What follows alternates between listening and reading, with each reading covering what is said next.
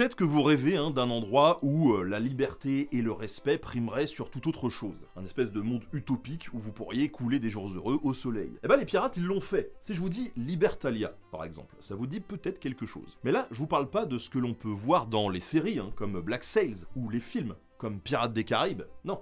Là on parle d'une Libertalia historique.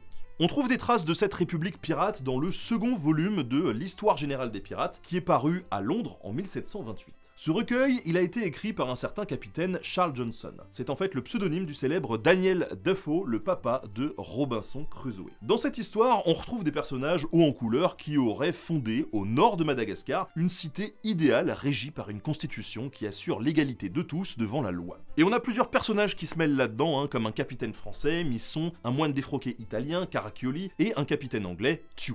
Et je vous jure que c'est pas le début d'une mauvaise blague. Au XVIIIe siècle, l'océan Indien fait fantasmer beaucoup de monde. Les pirates eux-mêmes qui y naviguent, forcément, mais aussi les gouverneurs et les écrivains qui imaginent moultes actes de barbarie, de naufrage et de chasse au trésor. Alors, cette république de Libertalia, vous l'imaginez, en fait, elle est fictive. Mais l'auteur va l'utiliser pour réfléchir sur sa société dans une Angleterre qui est secouée par les conflits politiques et religieux. Ce qui est plus intéressant, c'est que les archives et l'archéologie montrent que les pirates, ils avaient des réflexions politiques de ce style. Et pour eux, Madagascar et l'océan Indien, c'est vraiment un fantasme où tout est possible. Quand, en 1716, un certain Thomas Barrow s'installe sur l'île de New Providence aux Bahamas, l'idée derrière, c'est de créer un second Madagascar. L'île de New Providence, elle accueille justement un repère de pirates. Et ce repère de pirates, c'est Nassau, qu'on appelle aussi parfois la République des pirates. Alors, on est loin de la Libertalia de Defoe, mais on peut rêver. Et si vous voulez tout savoir sur les pirates et sur leurs repères, eh ben ça tombe bien parce qu'en ce moment j'ai une campagne de financement participatif sur Ulule